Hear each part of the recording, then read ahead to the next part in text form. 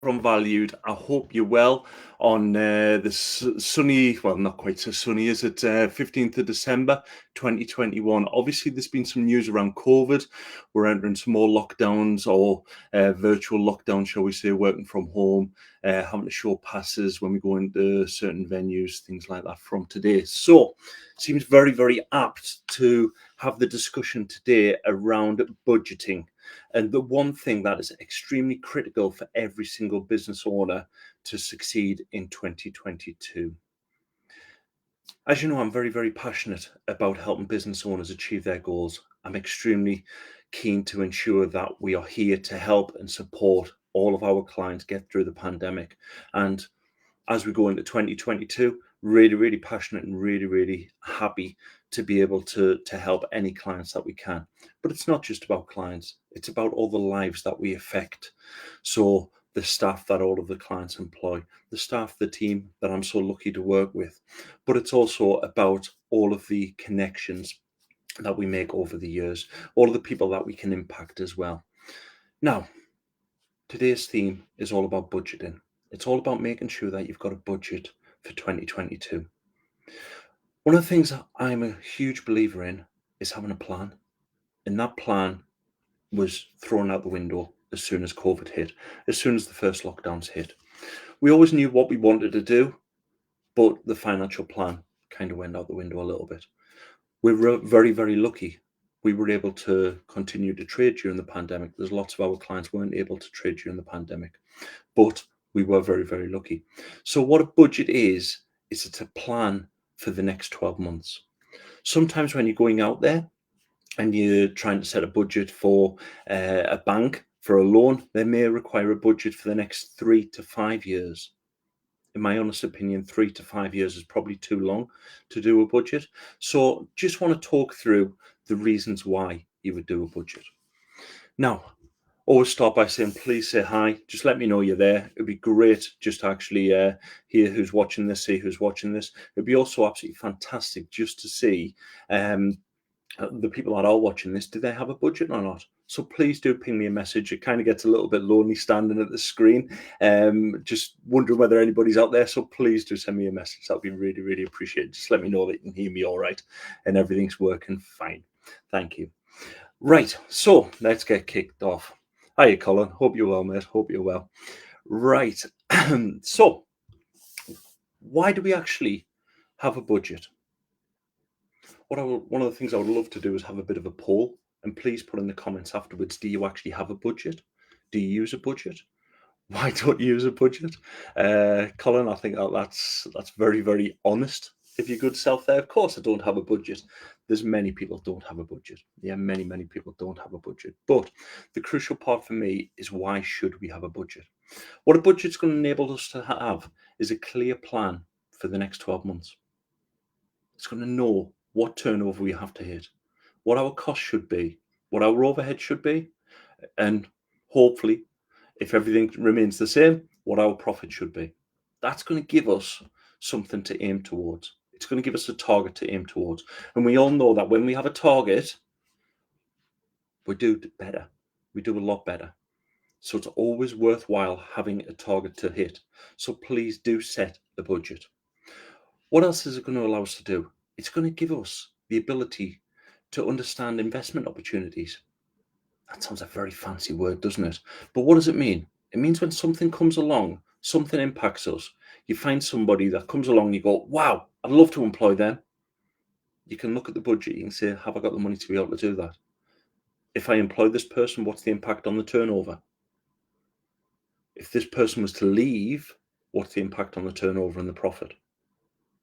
You can make decisions in a structured and organized way. You can also look at it from an investment point of view and say, am I going to run out of cash? If I'm going to run out of cash, we've got a problem. We need to go off to the bank. We need to borrow some money. We need to go to our customers, and we need our customers to pay us quicker. We need to go to our suppliers, and we need to agree that we're going to pay our suppliers longer. All of these decisions would come from a budget. One of the main things that I believe a budget does is it gives you the opportunity to have open discussions. So it gives you the opportunity to actually have a plan, to see whether that plan is achievable, but also to stretch yourself a little bit. There's too many of our clients over the last 30 years, I think I've been doing this. I have not, maybe 15. Over the last 20 years, let's say, there's too many of my clients that I've dealt with over the last 20 years that have went, how do I compare to last year? And the first time that they know their turnover, their costs, their profit is when me and the team are telling them what their cost, their turnover, their profit was. That's such a shame. They should be actually looking at these figures on a daily basis, hopefully on a monthly basis, let's be honest. Some people won't look at it on a daily basis, but if you've got a budget, you can then measure that actual to the budget every single month. So did we hit the targets we said we were going to hit? It's really, really important that we do that. So we want to make sure that we're going to hit the targets once we've actually established them. It's going to give you the ability to have these discussions. Now, sometimes you're a sole trader, you're looking, you're thinking, I don't have discussions with anybody else. Well, you do. You have discussions with your wife, your husband, your partner, your friends, your accountant, your bank manager. There's lots of people that you have discussions with. If you've got a budget, then you're actually able to start looking at your business and saying, is this going in the direction I want it to be? So you can have discussions. But more importantly, you can make decisions on the back of those budgets. So when things like COVID comes along and a lockdown comes along, we can change the budget straight away. Say, right, we've got no turnover coming in. Some of those clients of ours last year, they had to shut the door when they were in retail and hospitality. What's the impact on that? What's the impact on working from home and having to get computers? Our IT supplier sent me an email over the weekend. We're going into another working from home period. Please let me know if you need laptops. If you haven't got a budget, you haven't got the cash flow, you don't know whether you can afford that or not. So it's giving you the ability to make decisions. Now, those that subscribe to our newsletter know that I've given away a free budgeting tool. It's just an Excel tool. It's something that I created back in April 2011, 10 years ago. It's very, very basic. It just says sales. It's got your different sales types. It's got your expenses, your direct costs, so your different direct cost types, and then your overheads. And it tells you what your profit will be every single month. That's a great budgeting tool, and it's a brilliant starter. So if you don't want to use any more sophisticated products and tools out there, and I'll talk about some of them in a minute, but if you don't want to use any of the more sophisticated tools, please do put your name below in the thread just saying that you want a copy of the budgeting tool. We'll make sure that we get that sent to you. More than happy to do that. It's just an Excel document. We've done that for many of our clients over the years, and it really does work. So please do use that. One of the things that I do get asked though is, what's a cash flow? What's a budget? Now, really, really interesting point. People go out there, they set their targets, and I'll talk about how you actually do a budget in a minute. But they set their targets, and then they wonder why they run out of cash. A budget is what should happen with the profit and loss. A cash flow is what happens with the actual physical cash. Let me explain that in a little bit more detail. So in month one, let's say today, in December, you go out and you raise £10,000 of invoices. So your profit and loss, your budget, would have £10,000 of the costs in there. Let's say you've got some wages costs against that. Let's say the £3,000. You've got a profit of 7,000. We're going to keep the numbers really, really simple. So you've got 10,000 sales, 3,000 wages, and 7,000 profit. Brilliant. Happy days. High five. Let's have a wonderful Christmas. We've just hit £7,000 profit in the month of December. Brilliant. What happens if you give 30 days credit on that £10,000 sale? That's where your cash flow comes into it, because your cash flow will tell you that in December you've got nothing coming in. You've got to pay your wages this month, because most staff, they want paying at the end of the week, the end of the month. Why would they not? We've all been in that position. So you've got 3,000 coming out. So from a cash position, you're sitting at -3. Now, if you've not got an overdraft, you've not got the facility to be able to pay that, you're going bust. You've got a problem. You're ringing up the bank manager saying, can I borrow some money? You're going after your credit card. You're going and you're taking any loan you can get just to make sure that you've actually got the cash to be able to do it, to fund this month. Now, that's a very, very simple example. It's an example with 2 transactions. In month 2, roll it forward. Let's say we've got no sales. We're still showing £7,000 profit, but in month two, we get the 10,000 coming back in. We're now level again on the cash flow. So now we've got £7,000 in the bank. But what we've managed to do is get over that hurdle from a cash flow point of view. So when you're doing budgeting, please do bear in mind your cash flow. The template which I've got on Excel is just the profit and loss side. It doesn't take care of the cash flow side. And I'll talk about some tools that do that in about 5 minutes. Other things that will go on a cash flow is things like assets. So if you go out and you buy any equipment, desks, computers, big plant machinery, that would all go on a cash flow. That wouldn't go on a profit and loss. Normally, it's typically a budget. VAT payments, everything that goes on a budget is typically net of VAT, doesn't include VAT. And as I say, the main thing is payment terms. They're not included in a budget. So please do make sure that you've got your budget, but you're also taking into consideration your cash flow. Now, you may recall that 2-3 months ago, I talked about the why, the purpose. Why are you doing what you're doing? What's the point of doing what you're doing? What is it you're trying to achieve? Are you trying to achieve a multi-million-pound business that employs hundreds of staff? Or are you trying to get enough money to pay the mortgage at the end of the month? We all know there's people out there that can't afford Christmas this year. Which one are you? Which one are you trying to work towards? Are you trying to just make sure there's enough money in the bank to give yourself a little bit of savings? Or are you trying to actually be a multi-million-pound business? When you know your why, when you know your purpose, when you know what you're trying to achieve, it's really important that you then look at your budget, because that will dictate how you do a budget.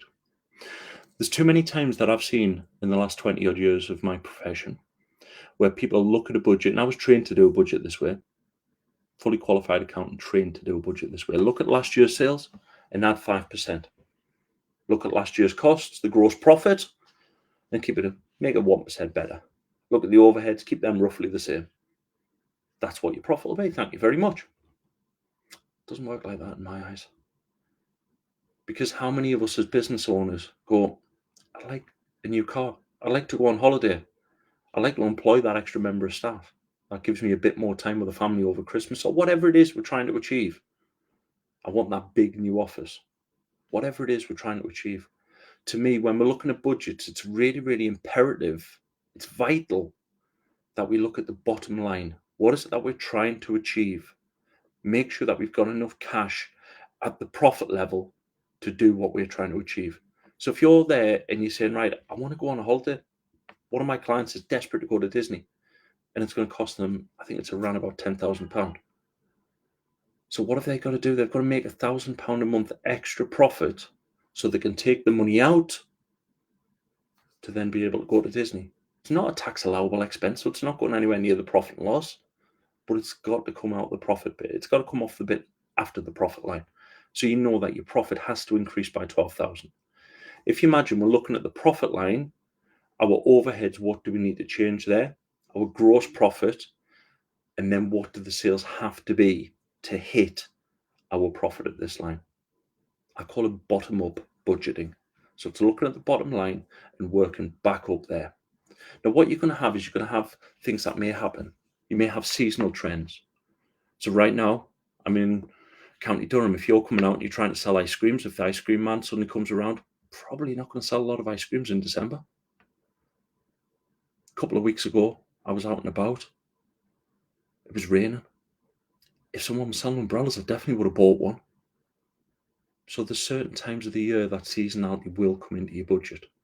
So don't just look at your turnover for last year and spread it out over 12 months. Look at the seasonality of what's happening within your business and split the budget over the 12 individual months. It's really, really important that you do that. Really, really important. Then look at what could impact on that. Look at it and say, right, well, actually, things like Christmas, you're pretty much shut for 2 weeks. There's so many people I know that are pretty much closing their office as of 2 days' time, as of Friday the 17th. That's them done. They're out of here. It's really important that you don't have a full month's worth of trading if you're not going to do a full month's worth of work. So you've got to make sure that your budget is actually reflecting the work you're going to do. I've got one client that's been absolutely phenomenal at this, where she breaks it down to daily sales, and the daily sales have to be X, and then she increases that by a percentage every single month, and it's based on the number of working days. The growth is phenomenal when you look at it like that. We've talked about goals. We've talked about how we can achieve our goals. 1% improvement every single day equals 365% improvement over a year. What can we do if we have a budget and if we try to improve 1% every month, 1% every week, 1% every day? Our budget should be a living, breathing document where we're looking at it, we're reviewing it every single month. We're going, we hit target this month. Brilliant. High five, fist bump. Actually, why did we hit target? What went really well? We didn't hit target this month. Why not? Let's peel back the onion. Why did we not hit the target? The good bits, the bad bits, you then reflect on, you then update the budget again. It could be that you had a really bad month in December and you just go, oh, can't do anything about that. Well, actually, if you're that client trying to get to Disney and you needed £10,000, those sales that you're down, those costs that you're up, they need to be replaced by the time they get to the end of the year. Consider this. If you're one of these people that look at your accounts once a year, when you come to the accountant, you get them and you say, happy days. How much profit do I make? How much tax do I owe? You got one chance to know those figures. If you're doing a budget, you're planning it, you've then got 12 monthly figures to hit. You've got 12 chances to get it right or to get it wrong.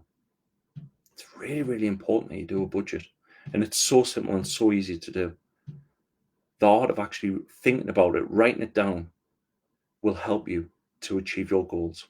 It'll help you to get what it is you're trying to do. So that trip to Disney, that bit extra money for Christmas, that extra member of staff, whatever it might be that you're trying to achieve, it'll help you to do that. And it's really important. So please consider why you would have a budget. Please consider the benefits of it. But more importantly, look at it from a bottom-up approach. Don't just look at last year's and say, I'm going to do the same again.